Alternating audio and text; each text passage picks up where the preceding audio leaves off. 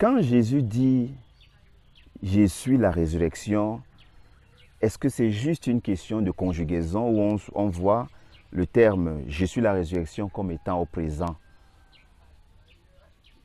Non, il ne s'agit pas de conjugaison seulement. Parce qu'en fait, pour Jésus, la résurrection est une affaire d'actualité. Parce qu'en fait, lorsque nous sommes en train de parler de résurrection, on ne peut pas prendre rendez-vous aujourd'hui, dire que c'est quand nous allons ressusciter demain. Que, non.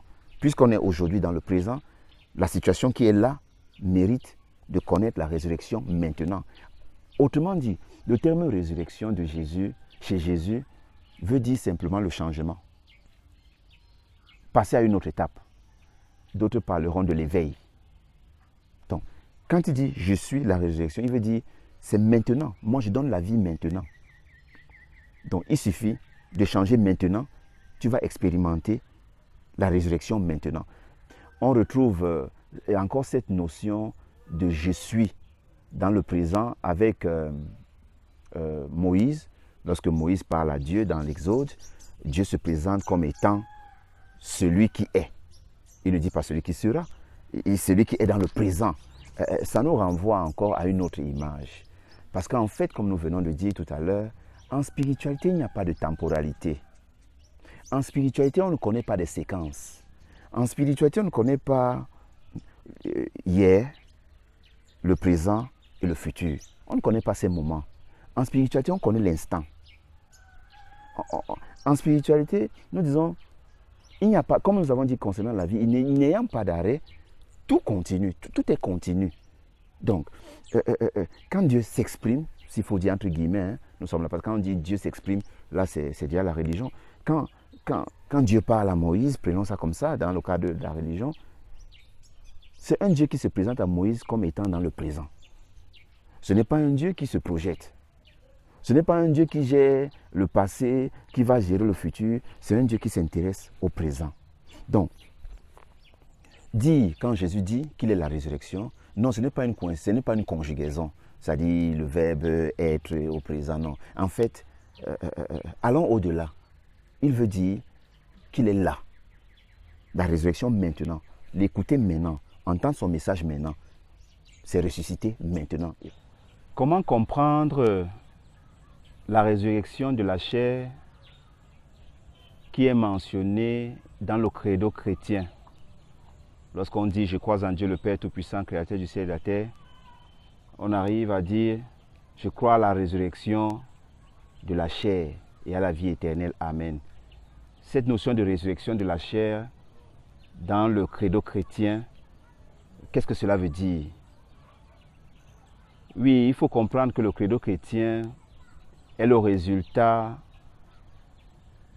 de la rencontre des hommes d'église, des chefs d'église, ce qu'on a appelé en termes techniques concile. Dans le moment au cours desquels les chefs d'église s'étaient rassemblés pour pouvoir discuter sur les grands thèmes de l'église. Et au courant de ces conciles, plusieurs thèmes étaient élaborés, notamment sur la divinité ou l'humanité de Jésus-Christ. Lorsqu'on parle de concile, ça nous renvoie aux premières heures de l'église chrétienne, quand il fallait qu'elle s'organise. Il fallait bien qu'on décide de ce qu'on doit prendre, de ce qu'on ne doit pas prendre. Il faut le dire, c'était un contexte de crise. Donc il fallait que l'église devait faire ses premiers pas. À un moment même de cette histoire, il fallait bien, pour dire qu'on est chrétien, il fallait affirmer cela. Dans le cas contraire, c'était la mort. La résurrection de la chair qui est mentionnée dans le credo chrétien est juste une résolution, une décision des chefs d'église qui étaient rassemblés conformément à leur idéologie. Ils sont arrivés à décider qu'il y aura la résurrection de la chair. Ces choses-là, ça ne se discute pas. Ce sont les affaires de foi. Donc, chacun d'entre nous est libre de croire ce qu'il veut. Donc, le credo chrétien, parler de la résurrection dans le contexte du credo chrétien, ce n'est pas une vérité absolue, non. C'est juste une croyance. Voilà, c'est mieux dit ainsi. La résurrection de la chair est une croyance des chefs d'église. Et pour tous ceux qui sont chrétiens, ils sont obligés, ou du moins ils sont invités à le réciter à croire à ce credo.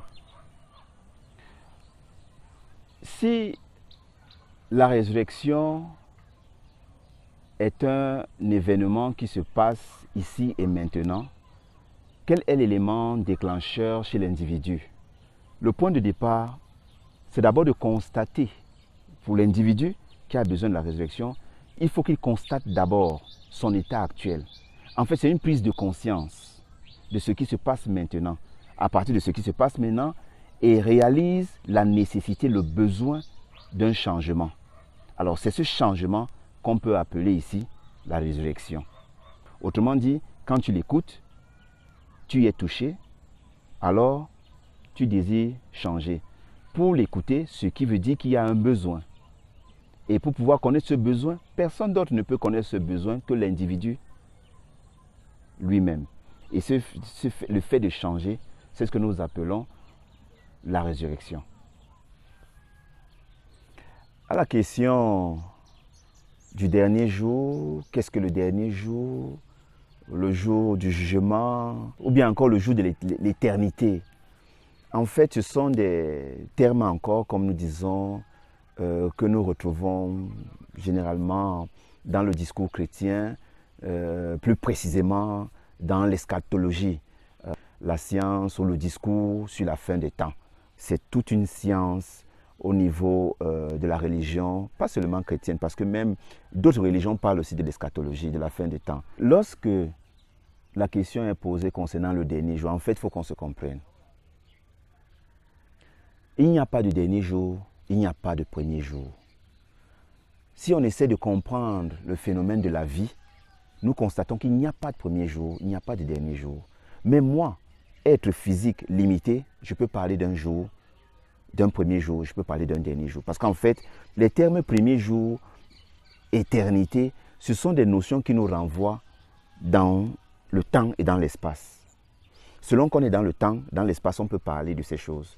Mais une vue spirituelle ne nous permet pas de tenir des propos pareils parce qu'en fait, il n'y a pas de premier, il n'y a pas de dernier jour. S'il y a le premier jour, qui l'aurait fixé premier?